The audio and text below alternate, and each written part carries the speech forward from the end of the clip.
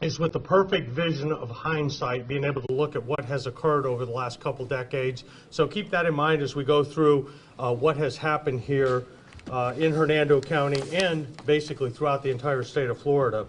I'm going to start off with a little video. Some of you may or may not remember there was a show, I guess this was in the early 2000s. It was called Masterminds. I'm going to show you a little 1-minute clip of that. It'll kind of get the press conference started here. At least I hope to show a clip of it. There we go.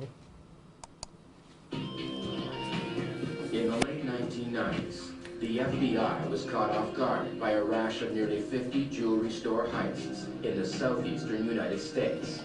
They've done so many heists, I think we conservatively estimate it at over $10 million.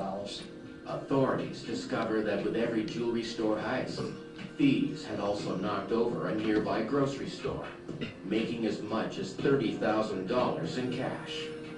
Many of the techniques used were unfamiliar to authorities. A lot of times you see smash and grab stuff where people just go in, smash a window, smash the display case, take what they can, and get out of there while the alarm is ringing. This group went to great extents to circumvent the alarm, and those sophisticated safe cracking methods were used. They even planted false clues to lead police astray. They would bring hair from wigs or from actual people other than themselves, and they drop the hairs around, hoping that the police would, get those hairs and then have the DNA of somebody else. Okay, this case happened, as it said, in the late 1990s.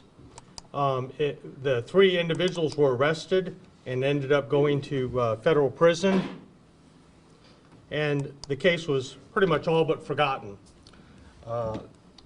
We start out with these 3 suspects. As I said, they were arrested in 1999 and went to prison. They got between 5 years, on the high end, 5 years and 11 months. On the low end, 18 months. So none of them spent more than 6 years in prison, and 2 of the 3 spent actually about less than 2 years or less in prison. And of course, this all happened outside the state of Florida, and many of the agents here certainly were not working law enforcement at that time. So from 2008 is when the last suspect was released from jail. In 2011, the state of Florida started seeing some of these burglaries. Again, they did not know that they were necessarily done by these expert burglars. Lakeland, Port Charlotte, Gainesville, and Ocala all had burglaries that were similar in nature. Now that we look back, were similar in nature to these cases. Of course, they had not impacted Hernando County yet. We had no idea this was going on. We didn't know about the ones in the 1990s, nor did we know about these 4 burglaries in central and a little bit north central Florida and South Florida.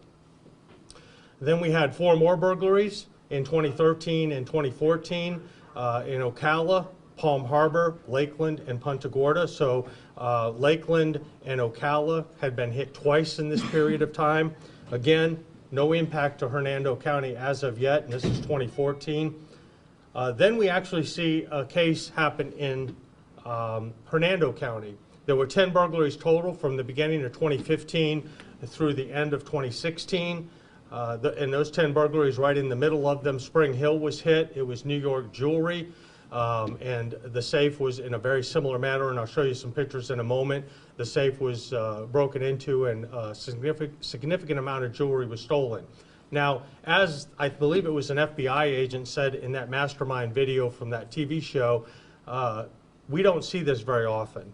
And so our initial reaction was that it may actually have been an inside job, and maybe some of the holes that were drilled were actually done to just throw us off, that somebody actually knew the combination of the safe, opened it up, knew they'd be a suspect, so drilled some holes just to throw us off to make it think it was a safe cracker. Of course, now we know it actually was a safe cracker who did the case. And in these cases, what they would do is they would go in through an adjacent business, typically. They would disable the alarm. Mr. Granums is the one who would disable the alarm. He would also monitor police frequencies, particularly frequencies that were unencrypted, to make sure that there were no patrol cars in the area and that law enforcement was not responding. They would use a heavy-duty drill, some of the equipment we have up here, and of course they'd ransack the business or anything of value and take that. And those were all the stores that were not K Jewelers, and I'll talk about that in just a moment. So then, again, we thought it was kind of an inside job. We didn't know about all these other burglaries. And then we actually got a bulletin from Sarasota County Sheriff's Office for the Nokomis burglary. And we started putting two and two together and said, wait a minute, maybe there's more to this. And of course, law enforcement started talking to each other. Bulletins were sent throughout the state. And we started realizing that this was actually a pattern that was developing. And so after that point, March of 2017 through the end of 2017, there were 5 more burglaries, 2 of which occurred again in Hernando County. One of them was Dan Lowe Jewelers, and the last one, I believe, was K Jewelers. In the K Jewelers, there was something different. So at first, we weren't really sure that it was even related. We thought it was kind of unusual that we had experts, but they would actually cut into the safe. They would not drill into the safe like your typical safe cracker would do. And we couldn't figure out why till later on in the investigation. We actually determined that the individual, Mr. Ornelas, is actually contracted with K Jewelers to open their safes when they're not able to open them. And so he was concerned that if they saw a safe drilled using the same methods he used, that they might put 2 and 2 together and actually figure out it was him. So when they broke into a K Jewelers, and I guess they broke into a total of 2 of them, one here and one in Titusville, that's right, the Titusville case. They used a little different. They would actually cut into the side of the safe and go in through the side rather than trying to open it with drill holes and doing the tumblers. Here's a list of all the stores that were broken into in Florida during that time. There were 23 total. We believe there was about $16 to $18 million worth of items stolen. And really through good police work, great relationships with our federal partners, and knowing the FBI agents, particularly knowing that we were serious about this case. We had 3 burglaries by this time, and that we certainly wanted to get them solved. An FBI agent happened to actually go in to a thrift store in South Florida. It was owned and operated by Mr. Petroselli. It was called the Secret Attic Thrift Store. And the FBI agent saw some jewelry that he thought might be related to this case. And that kind of started the ball rolling and allowed us to work with the FBI. They seized some of the jewelry. We traveled, some of my detectives traveled to the West Palm Beach office of the FBI, photographed the recovered jewelry, and actually were able to make some identifications that it did actually belong to at least a couple of our burglaries, Dan Lowe and K Jewelers. Interestingly enough, the Dan Lowe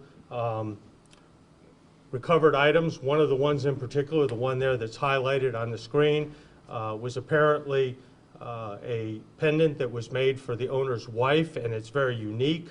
So it was 100% identified, so we were sure we were on the right track.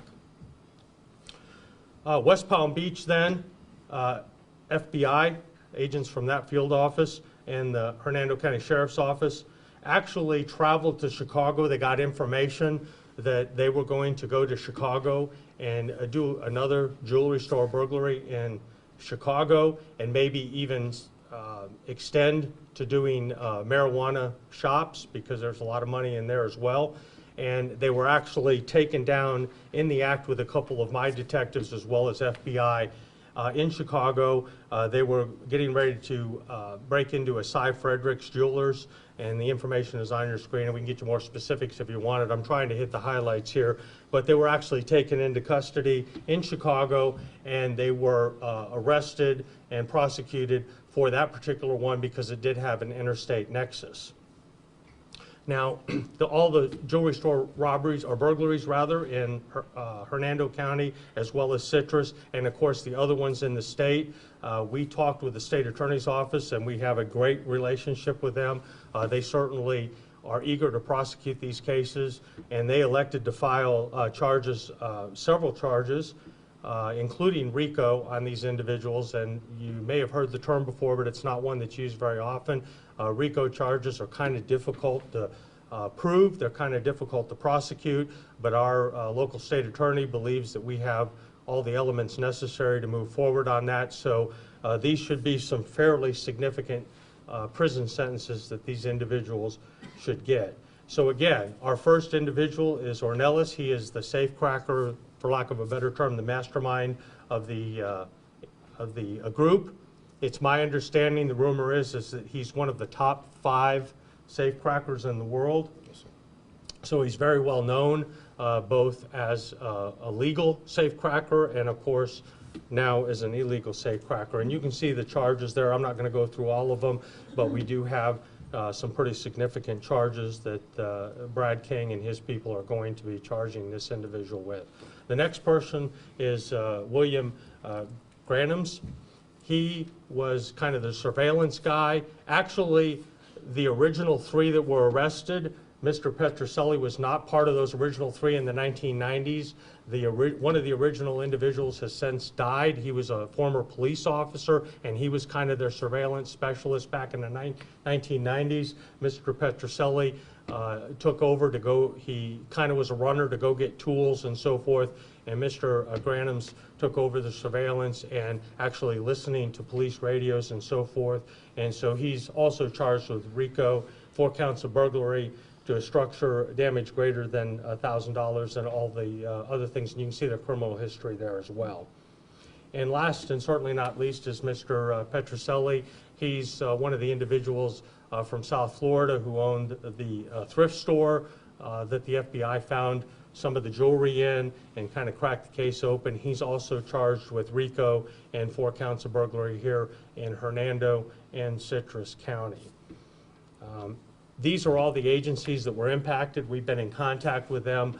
They're going to be able to close out their cases and put these to rest and let the owners of those businesses know that this was solved. It obviously took a little longer than law enforcement wanted it to take, but we certainly have got it solved now, and the individuals here in Hernando County, I think we even have one of the owners from Dan Lowe Jewelers is here. Thank you for coming.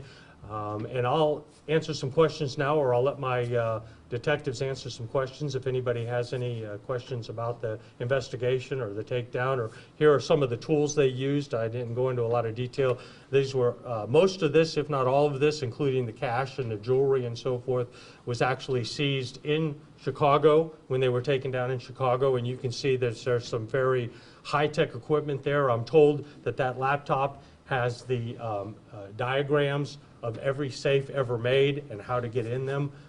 Again, Mr. Ornelas was an expert in that, and he actually brought that with him so he could make sure he could get into any of the safes. So, any other questions or comments or concerns? The inventories, the businesses that was locked up, you know, when the thing went down, will we ever have the opportunity to look at the inventories? Yeah, we're going to try to get, eventually try to get any of the recovered items back to the rightful owners. Now, I have a take, what we call a stick for a computer, with our inventory. As luck would have it, the man that shoots our commercials, I just shot all the showcases with the inventory. Okay, good. Well, we'll work with you on that and see if we can get any of your items back to you. Absolutely. Any questions from our media partners? This sounds like such a large sum, up to $18 million that could have been stolen. Do you have any idea of where this spree kind of ranks, either in Tampa Bay or in the state, as far as jewelry heists go? Well, I don't know if I don't think we've heard of anything. You could see in the, of course it was several decades ago, but they were $10 million when they did the 50 back then. So the 50 burglaries, or close to 50 burglaries back in the 1990s. So I would have to say for especially this type of operation, it's got to be up there near the top, if not one of the largest in the state of Florida, especially related to burglaries and jewelry store burglaries.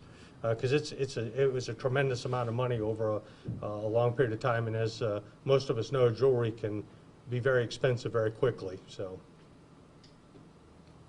who else had a question? Oh, yes, ma'am. When they were arrested in Chicago, had they done any other burglaries outside of the state of Florida, or was that their first foray? I think that's, other than the original burglaries they did in the southeast back in the 1990s, I don't think we have any evidence that they did any. I can let either Detective Galarza or Detective Peterson, if you want to talk a little bit about that. Actually, no, ma'am, there was no more. The last burglary that they had was K Jeweler, and they kind of knew that we were on to them at that point, and at that point, they decided to go out of the state, and we were able to apprehend them when they went to do their next one. How did they know? How did they get tipped off that you? Because of the interaction with the FBI and Mr. Petroselli in South Florida. Originally, it wasn't known that he was involved, and it later determined that it was. So that's when we were, the FBI was in South Florida, took some of the jewelry into custody, and they didn't think, they thought he might have either been an unwilling or a willing, for lack of a better term, fence, you know, to get rid of the jewelry. Then we come to find out later through the investigation. Like I said, everything in hindsight's very clear. At the time when you're going through it, it's not so clear. And so they actually see some of the jewelry from him, thinking he was an innocent victim, or he would save his own skin, not knowing that he was right in the middle of it the whole time. So. Did you get to look into their lifestyle? Were they living the lifestyle of a millionaire, or were they kind of keeping low? Because that's a lot of money in a couple of rounds. So if you look at the $18 million or somewhere in that figure, that's retail value.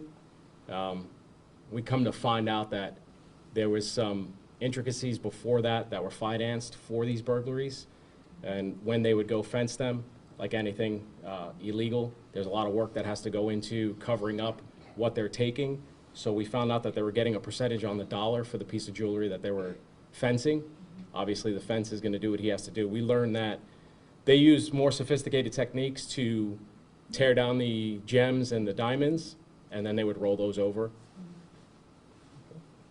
You will notice there is at least one. We were looking at it when we were taking out some of the evidence, and we believe it was taken from the individuals at the time they were arrested in Chicago. But there's one watch there that looks, if it's real, and of course we have every reason to believe it may be, is worth a considerable amount of money. You may want to get some video of that. It's a very beautiful watch, a little bit flashy for my taste, but I'm sure some people would like it. So. Is there a broader ring than these three guys? There is not. These guys worked just together. They focused on, when we later found out that they would scout out up to 200 different jewelry stores, and they only selected the 23. And there were different reasons for each jewelry store that they may have deferred to another one, whether it was law enforcement technique, patrol technique, or they just didn't feel comfortable. They could be in the middle of an operation and completely abandon the operation because they got hanked up for one reason or another. So there was about 200 that they scouted out, and they only selected these 23. And as our sheriff was mentioning a minute ago, it was so sophisticated that when, it was so sophisticated that, you know, when they would originally break into the stores, the mastermind, or Nellis, he would be the one that was cracking the safes. And if he felt at all that anything was hairy or that law enforcement might have been coming, he would call the operation. They'd pull back, they'd wait and watch, and then they would come back and continue. But it took hours to get into the safes. So. Were they living in South Florida, or because these are all over the state? Yeah, they were. I think they were basically stationed in South Florida. But one of the reasons we found out later that they were in Hernando County 3 times. They had some relatives. I think it was Ornelas that had relatives, or Granham's had relatives actually in the area, so that's why they hit businesses in our area 3 of the 23 times. What was the process like for them in terms of safe cracking? How long were they in there? What did that actually look like? So they would, Go ahead. kind of the way the operation went was they would set up pre-surveillance through Granham's and Petroselli. Once they felt comfortable, whether it was radio traffic or businesses closed, they would then call in to Ornelas. They would make entry to the adjacent building, or in K Jewelers, which was different. They used the Firerizer, and they came in through that manner. Once they got into that business, manipulating the security system in that adjacent business, they would then go to work by drilling pilot holes or sawing pilot holes into the drywall into the adjacent walls. Once they felt comfortable, they could scout out where the jewelry or the safe was and the alarm system. They would then make entry. Sometimes that could be an hour or two because they didn't know if there were sensors in the wall, so they would wait. Once they gained access into that adjacent building, they would go to work on, or Nellis would go to work on disabling the security system and even pull out, as the detective said. They would wait to see if law enforcement was responding. All the time, Granums was paying attention to the radio. Even if it was an encrypted channel, he had a way to listen into the key mics, so he knew if there was an overabundance of key mics in the area, and he would pull out. He would tell them, get out. So they would communicate. Once they felt comfortable, Ornelas would then go to work on the safe itself. So some of the safes took a couple of hours to drill through. He was so sophisticated that when he would drill these holes in the safes, using the computer system with a template, he was able to use either listening devices or cameras, and then, as you see here, and then he would read the tumbler backwards or listen to the tumbler. And that's how smart he was in regards to cracking into the safes. Once that was done, they would start to take what they needed. And then just like in the late 90s, they would ransack the area, so it would kind of throw us off. And it was difficult when we investigated those. Now, there was a different technique used for Ks, which we later found out took up to 5 hours to saw through that safe on the side. And at both Ks, we know that Petroselli had to come in and give Granums a break and start to saw through the safe. So although those two were different, it was over a long period of time. And as we found out with Chicago, they would start around 10 o'clock at night, and sometimes they would have to call it just because the sun was coming out, and maybe they didn't get away with stuff. And so, when you're saying that they were in an adjacent building, were they sawzalling through the wall to actually make entry? Yes, sir. So when you saw those holes in the wall, that they would start with an initial 8x10 hole, if you will, Yeah. kind of get the lay of the land, and then start to work their way, figuring out where we need to cut through. If you see those elongated blocks, that's where they would go. And so Ornelas would get his tools through there. He would put his body through there, and he was pretty good at it. Yeah. Can you go down the line with your names too? Who you guys are? Sure. Say your name and spell it. Detective Sean Galarza, SHAWN, Detective Wayne Peterson, WAYNEPETERSON. And I'm Detective Anthony Belmonte, BELMONTE. So just one last thing kind of on the mechanics of it. When they were, did they take cash? Did they take jewelry? Did they take everything from the store? What, did they seek selected at all? They went for the safe mainly, and the reason for that is they kind of scoped the place out ahead of time. They knew whether or not it was a busy jewelry store or not a busy jewelry store, so they knew kind of whether they'd get a good payday or not. One of the other things that they did do is they used a device that would defeat the security system, which would give them a little time. So like Detective Galarza said, when they cut the hole in, they'd go in and they'd do what they needed to do real quick, and then they'd pull back and wait to see if there any law enforcement responded. And at that point, they would determine whether or not they were going to go in to carry on. So was the safe like cash and premier pieces, or what? Usually just high-end jewelry. Just to add to that, they were also very familiar on what type of jewelry they need to take to their fence. So there would be a lot of jewelry left behind. They wouldn't just take everything with them. They would take what they knew would be valuable to take to that fence and discard anything that he would not take, which is how we got lucky and recovered some of the jewelry that belonged to Dan Lowe and Decay in the body of water down south. So has the fence been arrested as well? He's still on the radar. So they left Florida and they went to Chicago. They had to have been pretty surprised to see you guys in Chicago. Yes, ma'am, they were. What was the arrest like? It was pretty cool, I have to say. It's not many times that in your career you fly to another state and work with the federal government and take down an organization such as this. But being up there, having great partnership over the years with the FBI, we were able to participate in this, and the surveillance that occurred prior to the takedown, it was pretty awesome. And participating in, this didn't actually happen in downtown Chicago, it happened about an hour away from downtown Chicago, so just participating with that, it was a very long weekend. They're older too, and they're non-violent. Their main focus was just to do the burglaries. When speaking to them, you almost wouldn't even know they were in that type of work. They were very good at covering their second life, so to speak.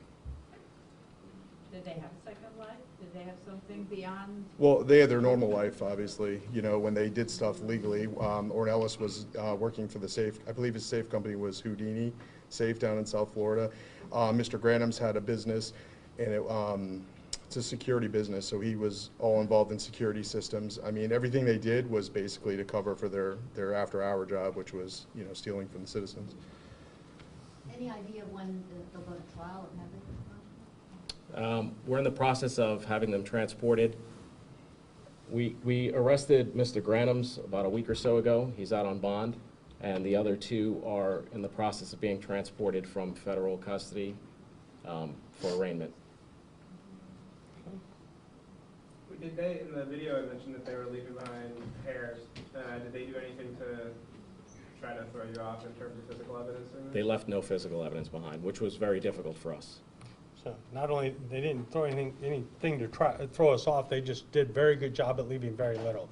Now, the last K Jewelers, we recovered some evidence that might have eventually led to them, but we were able to crack the case open without having to wait for that evidence to come back from the lab. When you nabbed them, what was their reaction? So they were very surprised. Obviously, they were really good at it. And through surveillance, we knew that they were going to hit two other, as the sheriff said, marijuana facilities in Chicago, and they opted for the jewelry store first, which was to our benefit. And they were shocked. Did they have all these goodies with them? That's what you were They did. So if you in the Chicago takedown photos. It's going to be back here, I think. No, you're right. You were right. My mistake. Right there. Their vehicles, the white pickup truck or the white SUV, and then the first. If you're looking at the first one, there was a black SUV next to it. They had two vehicles. And those vehicles were loaded down with all this equipment. They also stayed in a hotel not too far from this area in Indiana? Yes. In Indiana. So we were able to get some evidence from their hotel room as well. But they didn't travel with this stuff because we know they purchased, we found evidence that they purchased items from Lowe's and Home Depot in Illinois, so they didn't have to bring this stuff with them. Some of the more sophisticated stuff they obviously had to bring with them or have it shipped. Yes, sir, the laptop. Right. Yes, sir, Mr. How long do you think they cased the store before they decided? It could have been weeks. They could have cased the store 2 months prior and then decided to come back when they felt it was comfortable for them. They would even sometimes get hotel rooms not too far from where they're casing out each store, and they would take their time. They were very good at taking their time and making sure it was thorough. So sometimes they did that. So it could have been, like this detective was just saying, it could have been weeks, could have been a month. But they never just ran into something. They took their time and they made sure they were thorough with it. We do know on K Jeweler, though, they did come 2 days before, and they went and checked it out and picked the best night that they thought would be best to target that. And even in the one in Chicago that we went up there for, they did the same thing. They waited a day or so. They went and checked it out. They went a couple different times to see the law enforcement's presence or whatnot, and when they determined the best time to hit the target would be. Okay. Did they say anything when you arrested them? Actually, yes. We got some confessions. Mr. Ornelas is a professional, so he invoked his right to an attorney, so he didn't say much. But Mr. Petroselli and Mr. Granham's did give confessions. Okay. All right. The detectives will be available if any, and I'll be available, and I don't know if the owner of Dan Lowe would be willing to speak, but we'll stick around if you'd like. Thank you all for coming. We certainly appreciate it. As I say often, I get to work with some really great detectives, and if this case doesn't show it, nothing does. They did a great job, and as I said, our partnership with the FBI, we're all on the same team. We work together well, and because of this, these individuals are going to spend some significant time behind bars this time. It's our intent anyway. That's the impression we're going to get from the state attorney. We believe we have a very good case, and so they should not be victimizing any more jewelry stores in Hernando County. So thank you all for coming. Could our jewelry store owner maybe go from the podium, that way we're all. Sure. You want to come up and do you want to say anything? It's up to you. You don't have to. Okay. Thank you, Sheriff. Sure. First off, Wait till you get up there so they can hear you. I want to thank the sheriff's office. This man here put up with me for 2 years. And they didn't give up, and I think that's the most important thing. The thing I'm happy about is they got them, and they ruined 23 people's lives, including mine. I lost over $1 million that I've been saving for 40 years to retire. I'm 74 years old. I'll be 75 my birthday, and I have to rebuild. So hopefully I'll live long enough to retire. So they did a good job, and I think everybody gave you guys a good hand, and we just thank you for it. It gives you, you know, these guys never get, all they get is the bad news. They never get the good news. Nobody has anything nice to say. They're underpaid. They're overworked. We all know that, and everybody complains about the taxing authorities, but if we didn't have them, what would we have? Utter chaos. So, thank you, guys. You're welcome. Thank you, Sheriff. Thank you. Your name, sir? Yeah, give your name and spell it for it. Dan Short, S-H-O-R-T, just like it sounds. Danlo Jewelers, D-A-N-L-O. And February, this past February, I celebrated my 50th year in business. And thank God, I had 6 stores for 40-some years. I'm down to 1, thank God. If they'd hit 6 of them, I'd have just probably committed suicide.